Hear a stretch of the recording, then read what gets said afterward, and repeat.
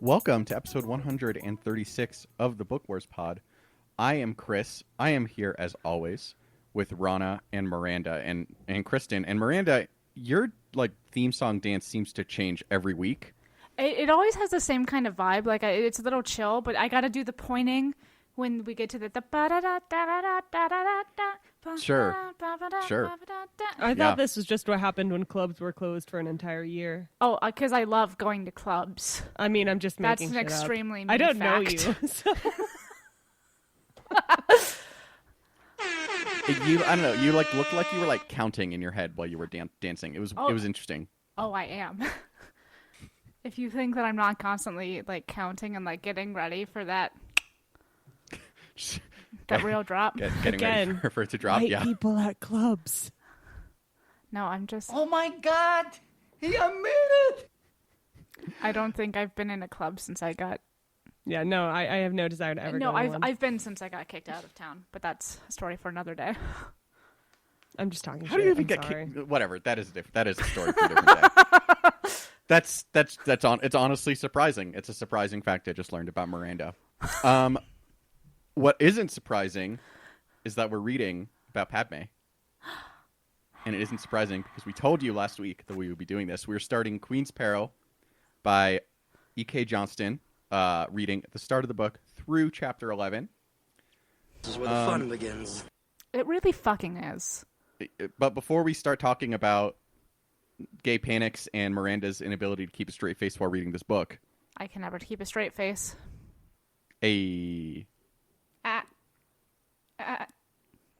Miranda, what are you drinking?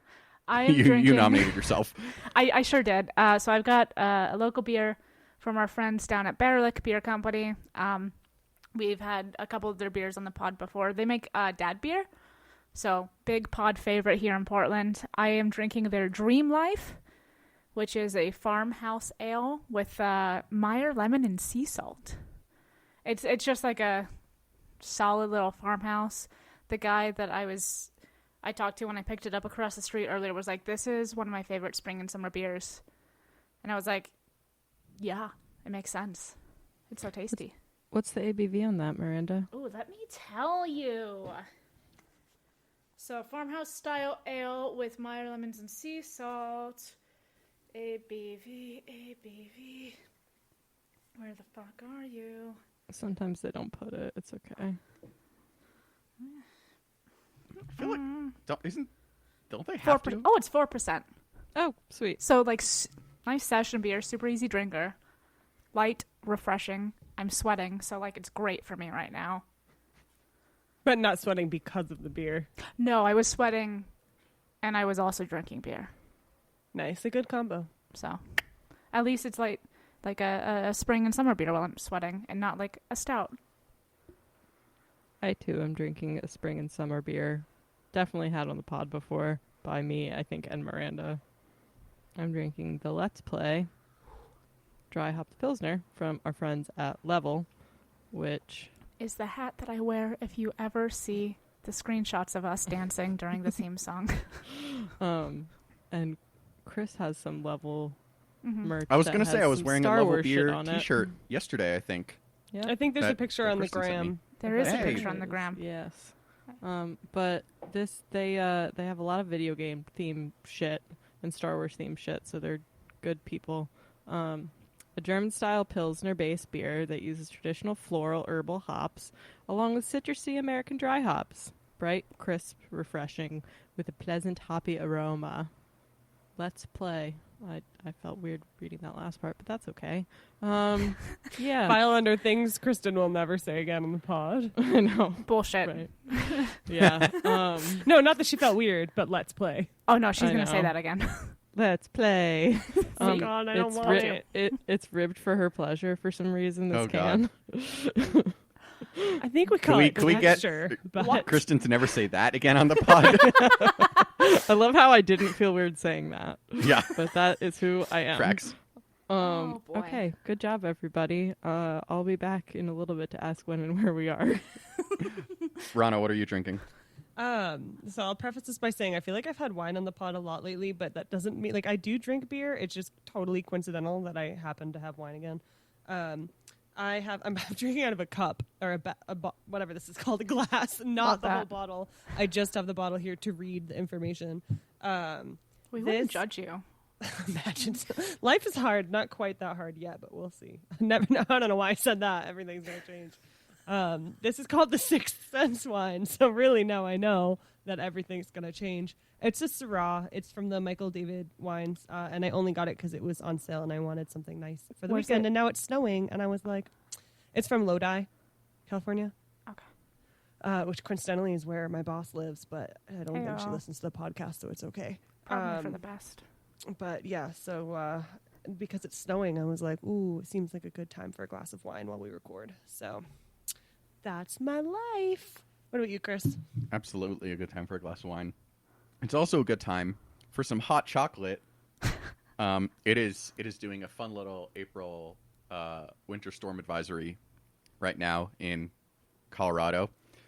So that's great. But I did make some Mexican hot chocolate, which is delicious. And doesn't have any alcohol in it. Just going straight, you know? Oh, nice. Love a Mexican hot chocolate. Good job. Thank you. Thank you, Obi-Wan. I appreciate that. Let's use Obi-Wan to segue into our talk. But before we do that, I don't know. Just don't give me that. Don't give me that face. Oh, my God. Not even going to say who I was directing that at, because all three of you were segue. giving me faces. I was not. I was opening up the document because I was like, why did he skip the charity cause? Fucking No, white men exactly. skipping the charity cause. Before we jump to Kristen's favorite topic, as we are reading a new book, we are going to be highlighting a new charitable organization that you should be supporting if you have the means to do so. While we read Queen's Peril, we're going to be highlighting the Loveland Foundation, which is selected by the one and only Kate. So thank you, Kate, as I look off camera, as you can all see me on a podcast. I'm grading and everything sucks. Yep. And the Loveland Therapy Fund provides financial assistance to Black women and girls seeking therapy nationally. So it is a wonderful cause.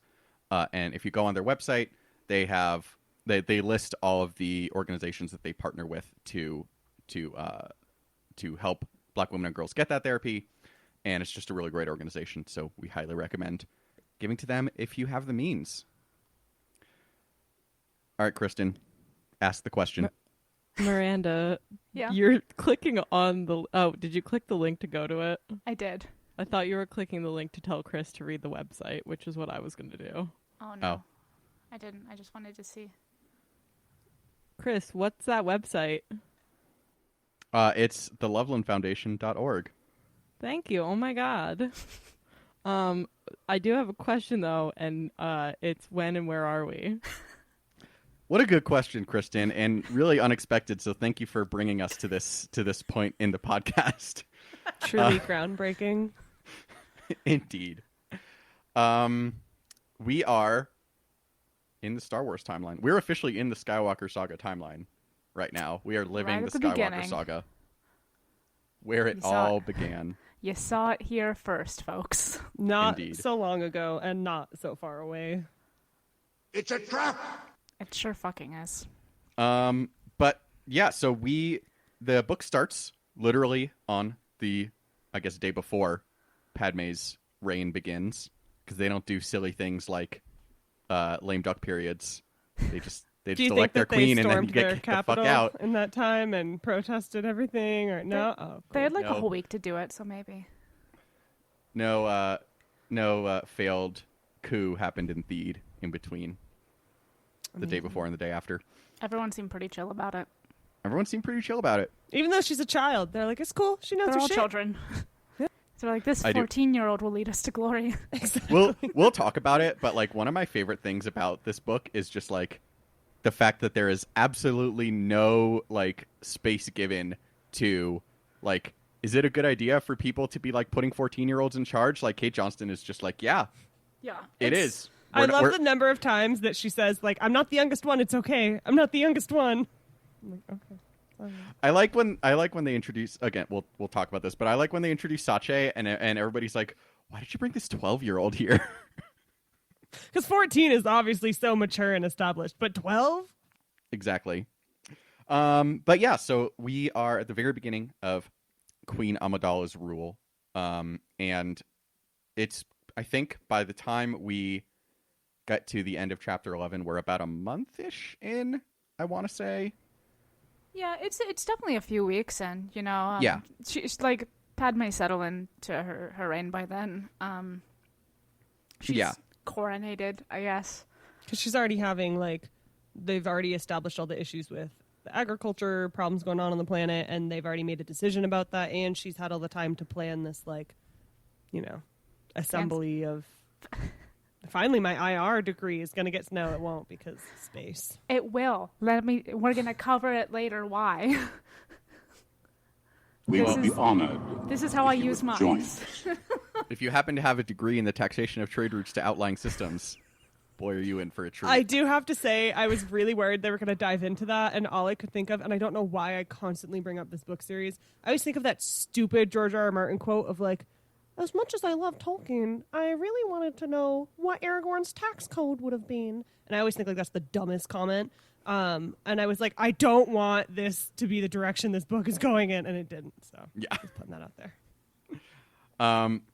But yeah, so by the time we finish chapter 11, we are between 1 and 2 months into Padme's reign, and just a small spoiler alert, we're probably about a week away from the beginning of Phantom Menace. So we're really up against it. And in terms of kind of when and where are we, one thing that Kate Johnston does in this book that I think is really interesting is, in addition to it being about Padme, obviously, in the Handmaidens, she also has all these interludes about, you may be familiar with characters like Palpatine and Qui-Gon and Obi-Wan and Yoda and Valorum, like all these people that, like, obviously we know, because it would be very strange if somebody read this book without seeing the Phantom Menace first. I don't know how they would arrive at that conclusion, but yeah. So like, let's talk about that a little bit. What was y'all's reaction to all that? I loved it. You know, it was. I think this, like, so far, and I'm sure it's going to continue this way.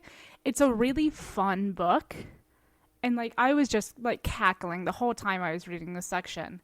But there's something about, you know, having that knowledge of, like, we're about to get into the Phantom Menace. You know, here's, like, Qui-Gon and Obi-Wan, and, oh, man, here's, you know, Palpatine, like, you know, or Valorum saying, maybe we should send, like, an intermediary for, like, the Trade Federation. And, like, we know what's happening, and it's all kind of, like, snippets of what people are doing up in the build-up to it, and it's about to hit the fan. And they don't know it yet. Palpatine knows, but otherwise, Anakin's just dying in pod races, as per fucking usual. Yeah, I love that shit. Not kids dying in pod racing. I'm not, you know, advocating for that. But I do love, like, setting the stage for what's happening and the world building and all of that type of thing. And I love, like, getting the little glimpses at what we all know is happening. And I think especially with the movie like The Phantom Menace, where you're like, oh, like, who made... Well, I don't know why I'm saying like this much, but we were thinking, who the hell made this decision? Like, how did we get to this point? It's kind of nice. I'm sure for people who have read, like, Master and Apprentice and all these other things, there's a lot more info there.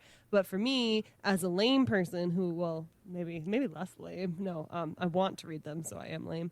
I like getting that type of insight of, oh...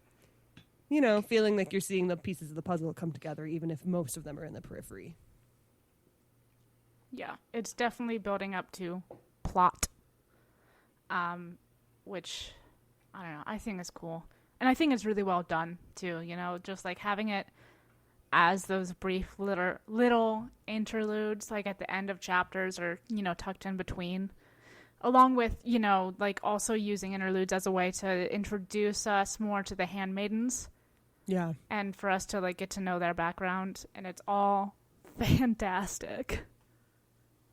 Agreed. Yeah, this is very much a book like, and it's interesting because I compare it to Queen's Shadow, which we read a little while ago, and that one is very much kind of like a more traditionally structured Padme and Sabe story. Like you've got like the dueling perspectives, but they revolve around the same story. And this one is much more. Now there are two of them. This one is like almost more of a shitpost of a book, but I mean that in like the best possible way. I fucking love it. Yeah, me too. It like, I think that's like kind of a broad way to say it, but it's almost a little chaotic. But I think that's good because like that is absolutely what the fuck is going on in the galaxy. Like everyone's scheming, including the teens and Palpatine. I'm so sorry. I hate you so fucking much. All right, Miranda doesn't get to talk. Yeah, anymore. But yeah. kicking So like Miranda we off. see, We haven't gotten to the gay part yet. So- You can't do that. That's fucking homophobic. it's true. But yeah, we see. I mean, and like obviously we see Palpatine, which is like not a huge surprise that we see him show up. He is their senator. Was a little bit of a surprise that we got kind of like that internal monologue from him about how he is the worst TM. And we also got Maul being grumpy, but not cut in half yet. Big moment for Maul. One piece. Whole mall. Also, something to note too is that like we see Palpatine, but we also see Darth Sidious.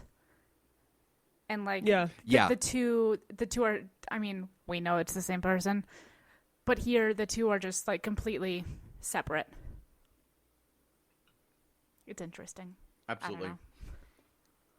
And well, and Darth Sidious gives us kind of a view into two other. Well, actually, each Palpatine and Darth Sidious give us views into other characters. Darth Sidious talks to everyone's favorite Republican elected official, Newt Gunray.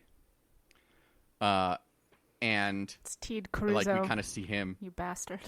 Teed Cruzo. And Palpatine talks to fan favorite Chancellor Valorum. Not a He's fan just favorite. useless. My favorite thing is even when he's like in his element, he's useless. Oh yeah, it's so funny. Like Palpatine is still running that meeting. It's like, you're the goddamn Chancellor of the Galactic Senate. What are you doing, sir? Yeah. Do it. Also, how that scene ends with like Valorum talking to Palpatine and like coming away from that conversation feeling good and being like, it's good to have smart allies. Yeah, I know. I read that and I was just like, yeah, sure, whatever. It's like, don't do it. You sweet summer Chancellor, you're gonna have a good 4 days. But honestly, everything that happens after that, technically not his fault. So, kind of. I mean, Not directly. I mean, he didn't physically do it. Yeah, but, he got But booted is like out. negligence of the Oh, yeah. systems Yeah, and yeah, things yeah. that play his fault, kind of.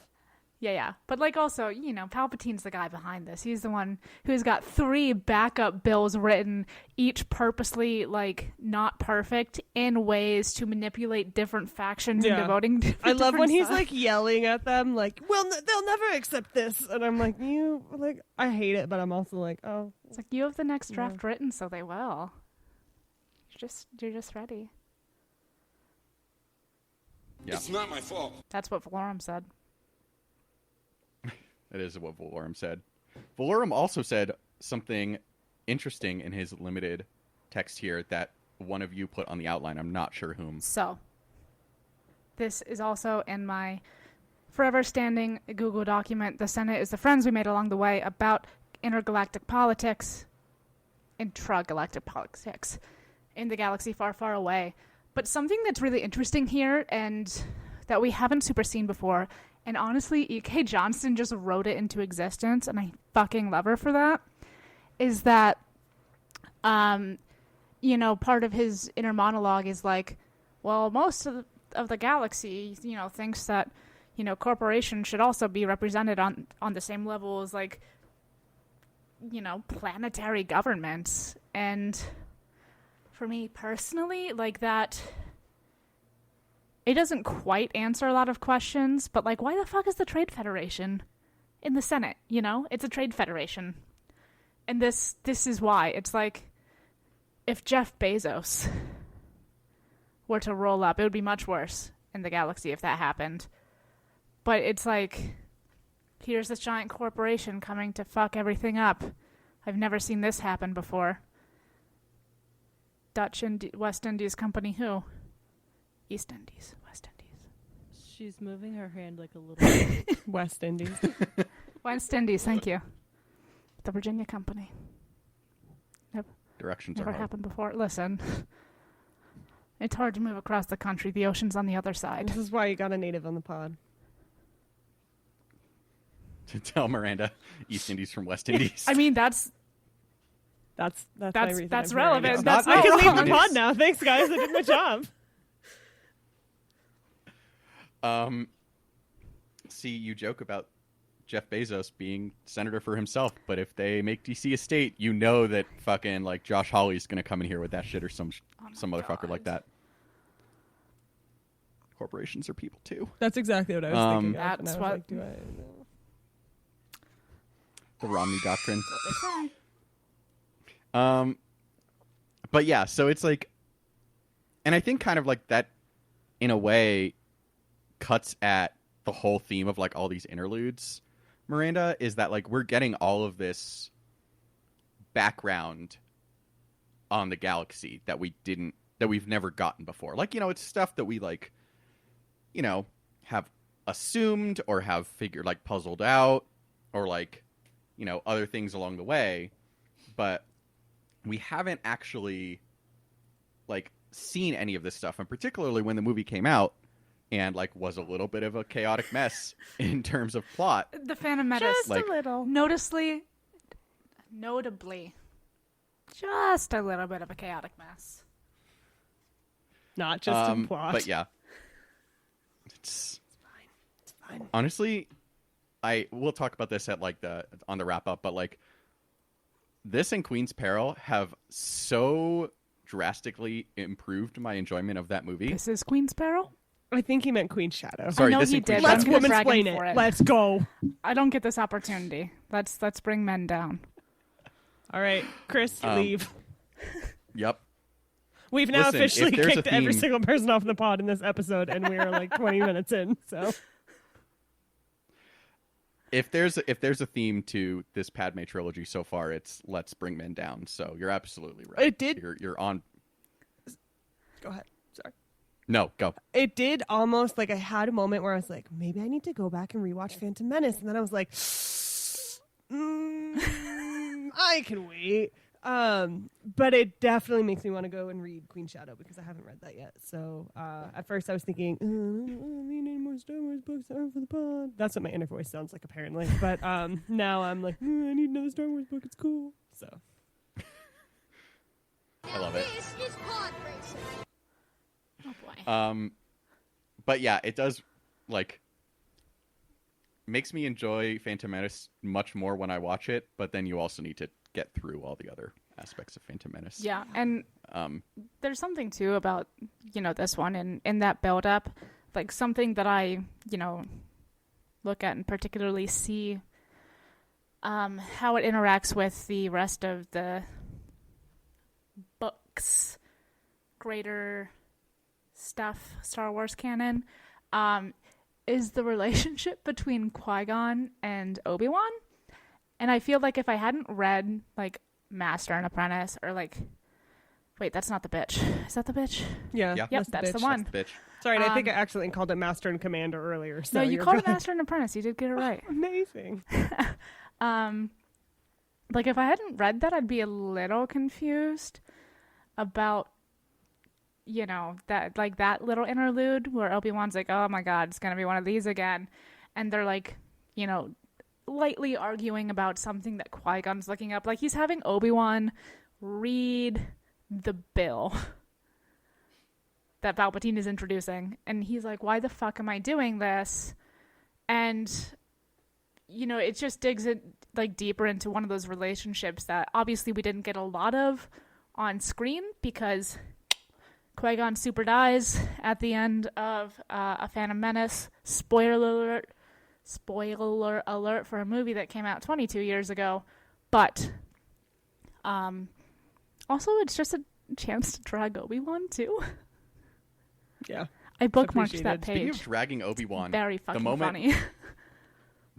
the moment where like Obi-Wan just does like a light joke at Qui-Gon's expense, and then Qui-Gon just like immediately comes back with, "Yeah, maybe you shouldn't start affairs with local nobility, Obi-Wan." Like, fuck.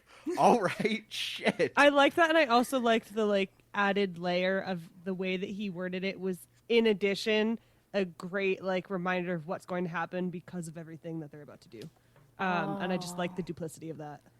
Oh, that's a good observation. I was just laughing at Obi-Wan being like, well, anyway, let's go read Oh this yeah, I thought it bill was hysterical but about also trade I was routes. Like, Yeah. oh, look what's gonna happen. Sorry, much for Satine being a Who, let's Jedi. talk about taxes. I also just love Mace Windu being exactly as annoyed by Yoda as the rest of us are. He like almost tries to like stand up and give a real argument, and then he's just gonna say this bullshit, and I'm gonna have to sit here and think about it, and there's no goddamn point to it, so I'm just gonna sit here, wait a few minutes, and then get up and walk out. And Yoda's like, I love it when people leave me alone so I can meditate. Yes. I think that's the first time I haven't been disturbed by that soundbite. I was still disturbed by was it still disturbed. because it fit. I did love in the Yoda part though, just like a very small connection back to the movie, in that like Yoda was like, I feel like nothingness, which is weird because there's always something. Yoda needs like, therapy. Don't we all? Yoda feels empty inside. But it was interesting because like it reminded me of how the very beginning of Phantom Menace starts with like Obi-Wan being like, I have a bad feeling about this, and Qui-Gon being like, yo, shut the fuck up. and then Obi being like, it's not even this mission, it's just like elsewhere. Like it's elusive. And it's like, yes, Obi-Wan literally senses the Phantom Menace and nobody cares. But then he's like, and Master Yoda says I should be mindful of my feelings. One of the many things I'm hoping go. out of the Obi-Wan show is that we get some Obi-Wan talking shit with Qui-Gon's Force Ghost. I would love a little bit of shit talking there. I know that they like didn't announce Liam I don't Neeson think they on would. the like title, on the like actor cast card, title actors cast. There we go, found it.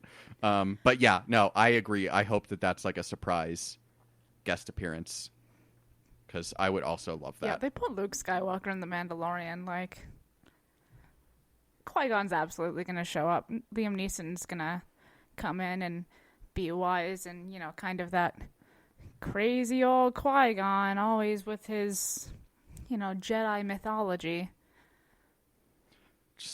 Let's just like keep Liam Neeson from being racist. Yeah, I for was the just next thinking year and a that. half till that comes Yeah. out. Good luck. I Yeah. can never forget it. I have a bad feeling about this. Could devote a whole hour discussion to that episode of life. Anyway, let's talk about teenagers.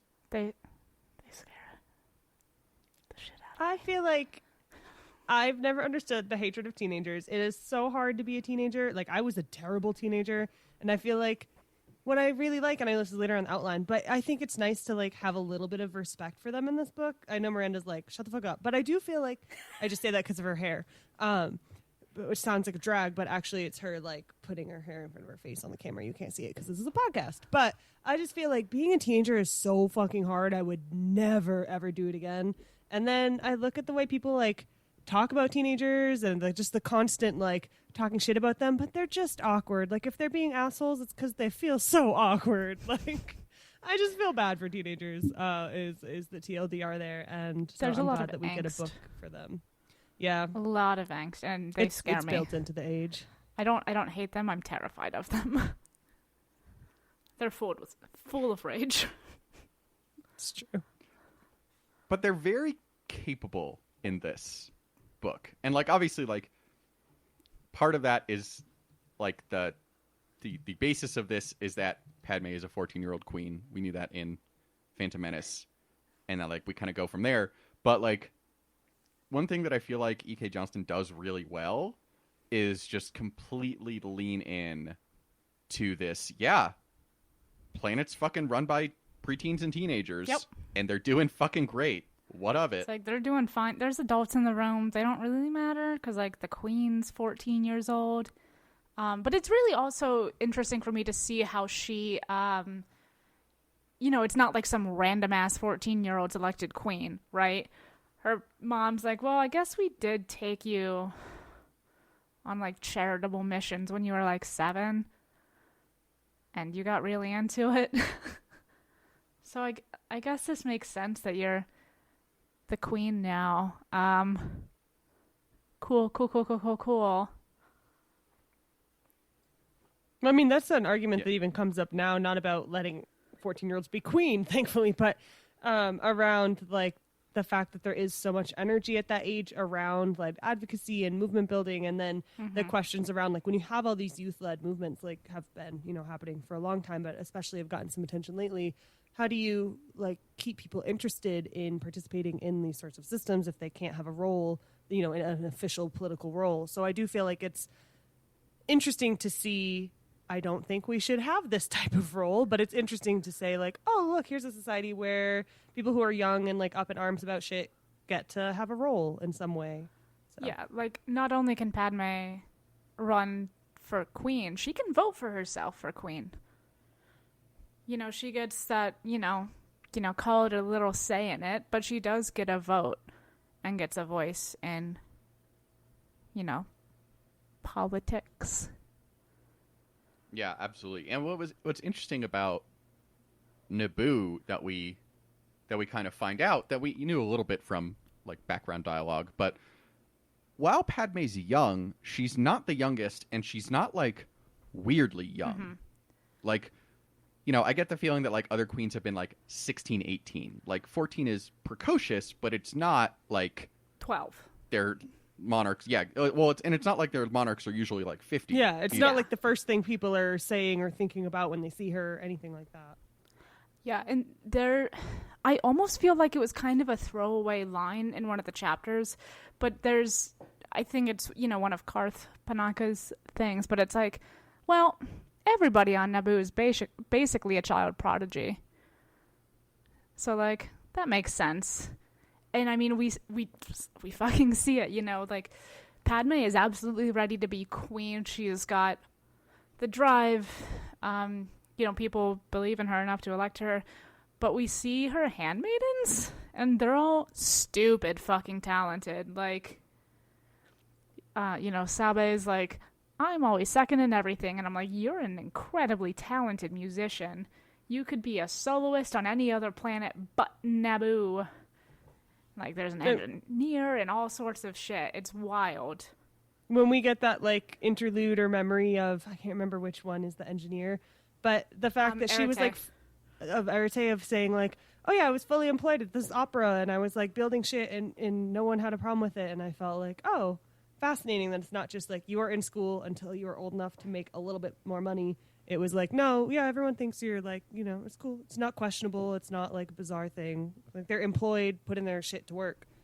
Yeah, it seems like 14 is about that time for them, because they all seemed, I don't know if, like, they just start them super young, if there's something on the planet that makes them all smart as hell. But, It's all fish. It's all the fish.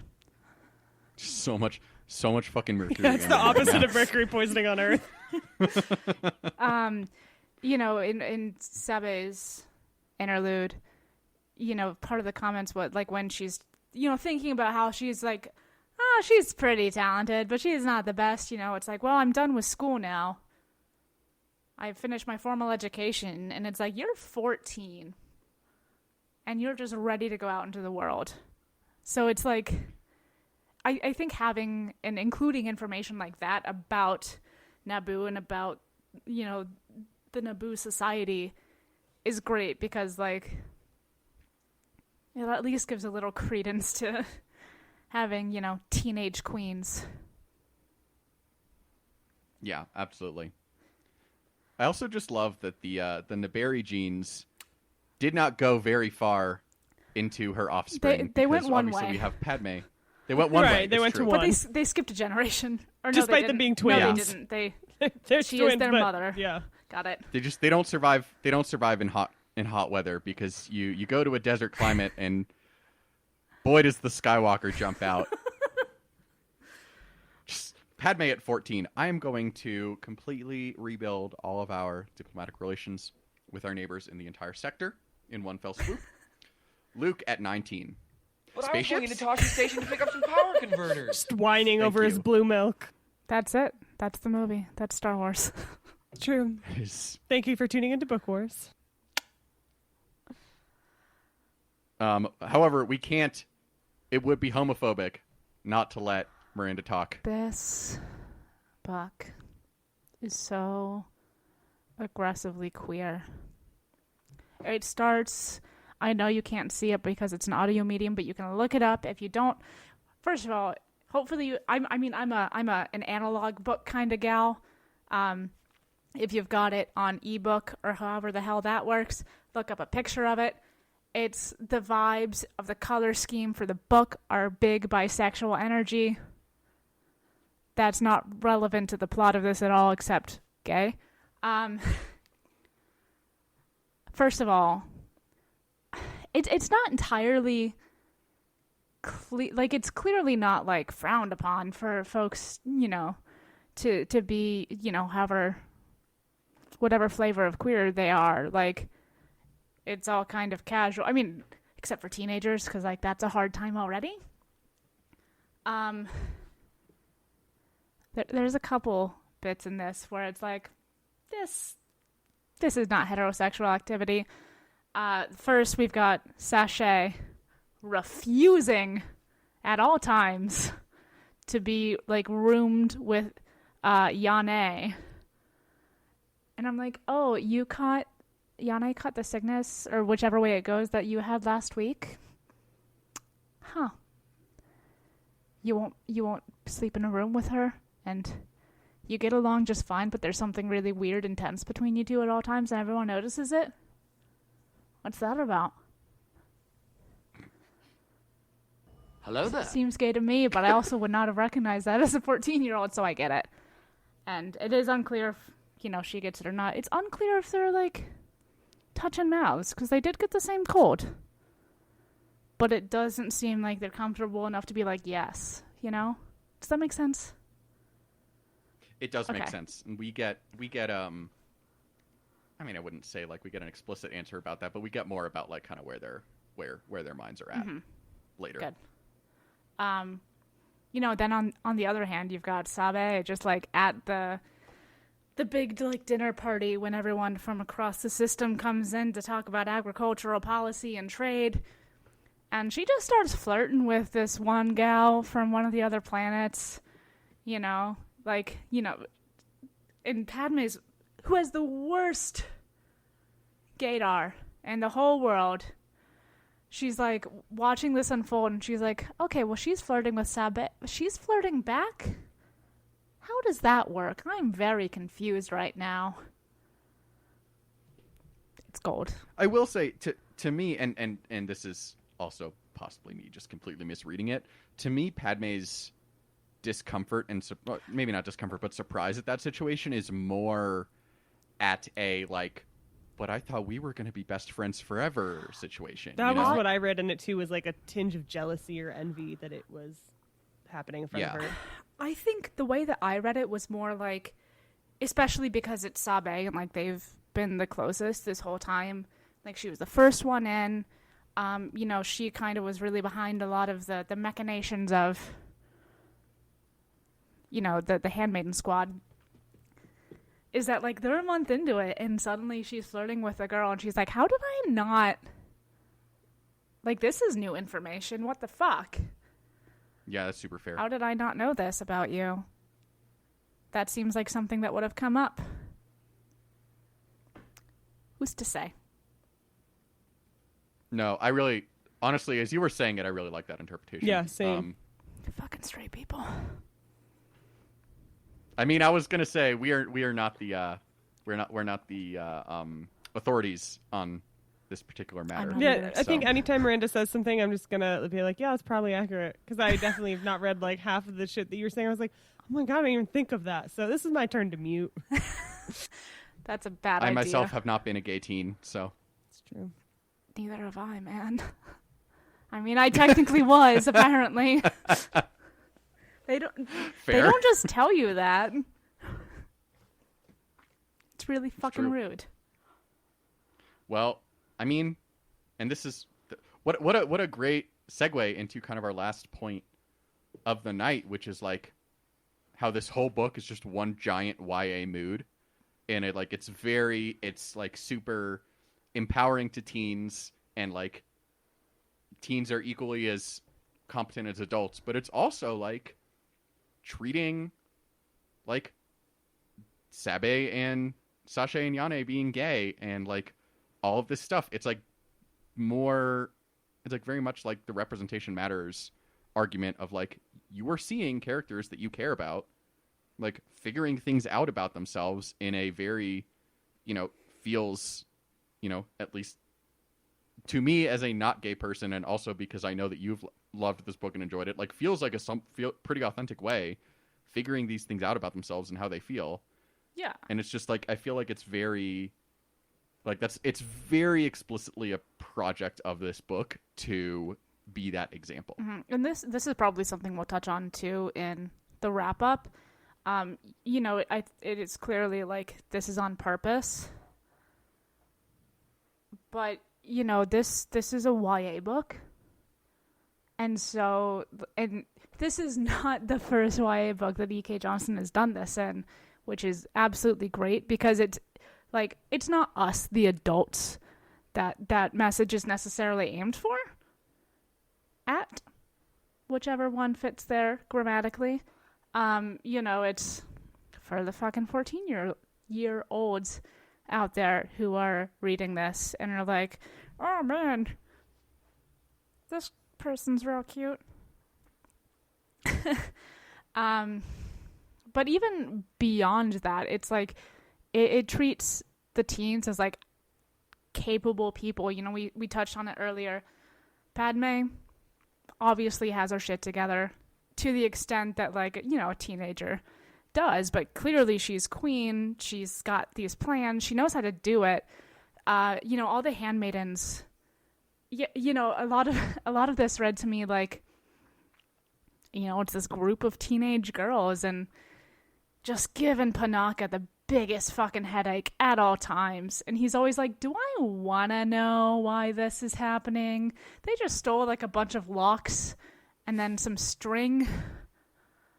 Not sure what that's about, but I'm not going to ask because I don't know if I want to know.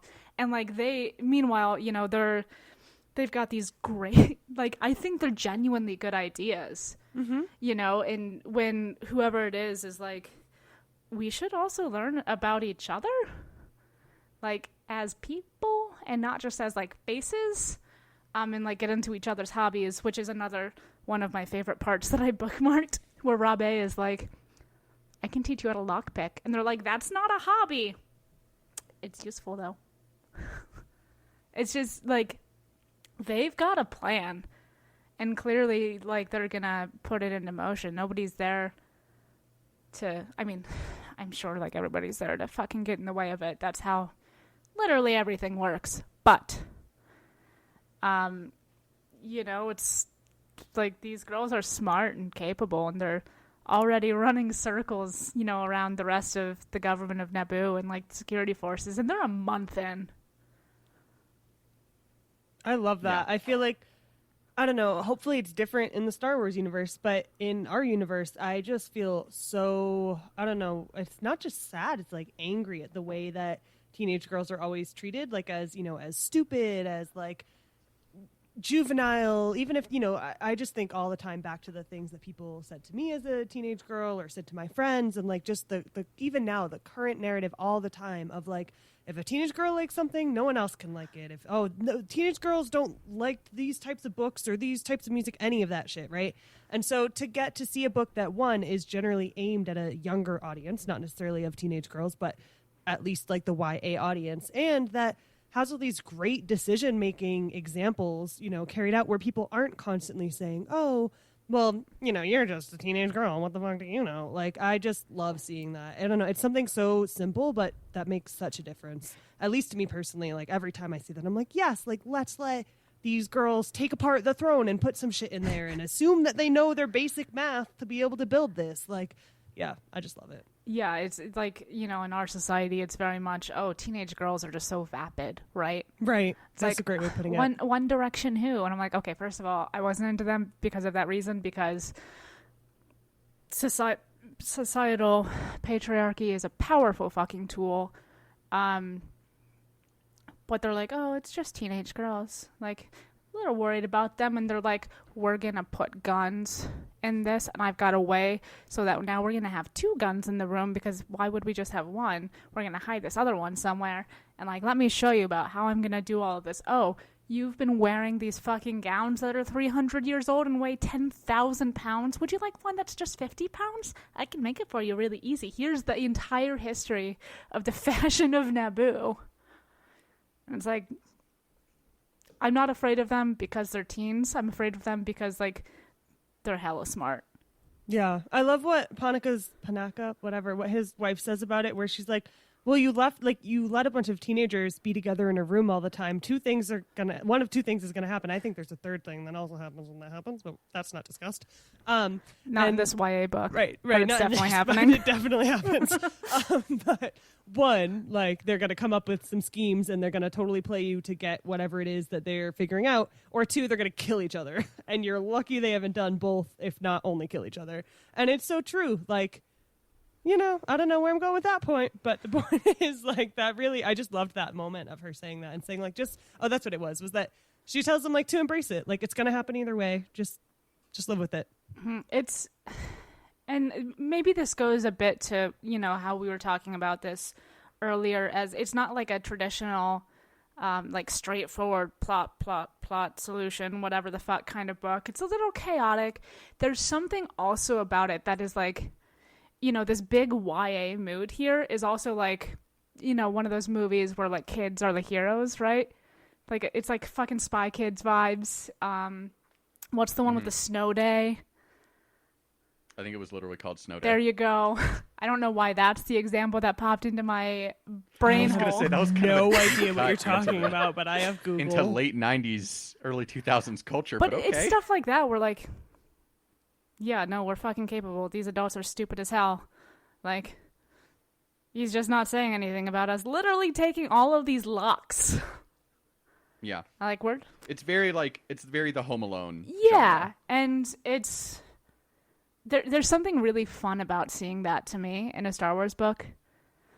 And I think it works well here because, one, it's fun, but 2, like, it fits in with the traditions of Naboo and having the young queens. It fits in with, we see, despite the whole falling in love with Anakin Skywalker part, Padme is, like, super smart. She's an incredibly capable queen. She goes on to be senator. Like, they wanted her to, stay and reign longer after her terms as queen ended. She's somebody who's, like, very respected. Certainly on Naboo, but definitely in the galaxy. She's one of the folks who is starting later on to kind of, put a little bit of effort towards the beginnings of the Rebel Alliance. If she hadn't have fucking died in childbirth because she broke her heart, she would have absolutely been, like, a leader of the Alliance. Like, it's good times. Yeah, absolutely. We're gonna have much more on this topic because there's a lot more of kind of the blending of this, like, precocious genius vibe with, like, the acknowledgement that they're teenagers, and, like, there's more of that to come, and so it's a lot of fun. Yeah, and it's like, it's the precocious teenager thing with, like, oh no, you're, like, actually very, very, very capable. It's like you actually got all of these people in a room together. Like, they can't say no to you. Not to be like super corny, but it kind of makes me feel like, well, I mean, obviously it wouldn't quite be to that capacity because of the way our world is set up, but I do kind of feel like, oh, it almost seems like a good sort of narrative around what would happen if we didn't limit teenagers and we didn't, like, you know, tell them that they had to just focus on getting a good SAT score, and that, you know what I mean? I don't know. That's a whole nother conversation, but I do just feel like it really makes me think like, oh, there is definitely that question there of, What if we invest in early childhood education? right, maybe we're a planet of all teen prodigies and we just don't know it. I don't know. That was really corny. Sorry, but just thinking about It's it. a good point. I completely agree with it. And I mean, the other thing that I love about this is that, like, even though we're obviously showing the teens as like supremely competent and like just fully fledged characters in and of themselves, like, we're also seeing them be teenagers. Like the part where it's like, yeah, they were things were going really well. Everybody was, kind of taking everything in stride, which meant that they were all ignoring the things that annoyed them until they just all blew up at the same time. And I'm like, yes, because that is what teenagers, like, even the smartest teenagers will do that, because that is like how your brain and your emotional intelligence works, like, no matter how precocious you are. And like, but it doesn't shy away from that or show that as like a weakness. It is just an aspect of their character. Yeah, it's just, they're teens, they're different people, they're all figuring out who they are, and they've got their different backgrounds and skills, and like, sometimes somebody really annoys the fuck out of you and you're not going to say anything, and then something happens and like you just snap. One thing also about just like the regular teen stuff is like when they're going on their little tour around Naboo, like when they leave Theed, they're like, yeah, so Padme was the queen, like she was Amidala for all the days except this one. She got her period and like, it caught her off guard. She felt like shit. So like we had Sebe step in, or Sashay, or whoever it was. And it was like, I love a book that references a period, not just to say a character has suddenly aged or to say that a character is worried about pregnancy. Like, or those are the main times you hear it, and I always get like, I just like that it's a normal function. Sorry, or go ahead, they're in a mood TM. Right. Oh, fuck that. Yeah, exactly. Oh, it's just like, oh no, babe. She's down for the count. Give her the day. Wait for the Advil to kick in. It's like, we really just have somebody in an open convertible. Like, we can do this. One thing, and we can end on this, because it's just delightful. I think several times during the press tour for this book, E.K. Johnston was like asked like what she like most happy about to like add to the book, or like it's like this is her, I think, third Star Wars book at this point, and obviously we have a fourth coming, but she's like, what's like thing that you're like happiest about adding to the universe? And every time she's just like making them add a page about periods to Wikipedia. It's great. It's delightful. Chris, this is sorry, I know you said we're at the end. I just have a question. Was this the first Star Wars book where they've like explicitly mentioned period suppressing? Like, is that the birth control in Star Wars? I was like, it sounds. I mean, we like all knew it was there, but I was like, has this come up in the canon before? I was just curious. No, but like sex has come up in books and canon before. I figured that much. Yeah, but like no, like periods, no, not at all. Just curious. I don't think. I just when I read the suppressant shot, it did not. I was like, the suppressant shot. I'm like, oh, I know her. Like, yeah, right. I know who that is. But yeah, no, and it's great because it just adds another like element of like lived in. 40 years later, a feeling of being lived in. Now we're here. Yeah, it's a real. It makes it real, and I think also again, if we go back to like YA, not that teens are always necessarily the target audience for YA, because that's only kind of how it we would define YA. I think for that teen audience and for the younger folks who are reading this, it's like, oh, this is something that normalizes things, because again, patriarchy. She's a bitch. Indeed. On that note, thank you for listening to this episode of the Book Wars Pod. We will be back next week, finishing up our reading of Queen's Peril, reading chapter 12 through to the end. In the meantime, we're like almost at the point where I can keep this like standing note of keep staying the fuck inside off of here. if you're vaccinated, good for you. More power to you. Still be safe. Still stay inside when you can. But like, you know, you can eat outside occasionally with some vaccinated friends. In the meantime, hit us up on the socials. We are Book Wars Pod on Twitter and Instagram. Email us at bookwarspod@gmail.com. And, of course, always available on the Tosh Station Radio Patreon. And if you have the means, first of all, please, again, donate to the Loveland Foundation and the Loveland Therapy Fund. And then also, if you want to support us, you can donate to the Tosh Station Radio Patreon or give us coffee at ko-fi.com/bookwarspod. Those two things really help us cover our hosting and production costs.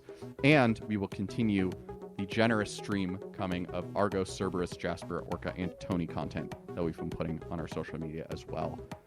Just because, you know, you deserve it. You listen to this shitpost of a pod, you at least deserve some good animal pics. Our theme song is Whiz Bang by Poddington Bear. Our logo and artwork are by Joby Terra Design, and our audio and production are done by our very own Kristen McDonald. Thank you so much for listening. For Kate, Kristen, Miranda, and Rana, I'm Chris, and we'll talk to you next week. Yeah, fuck you, Kristen. I said Kristen. Did you? Yes. Did he? I don't know. Yeah, you're making faces at Tony. I see you.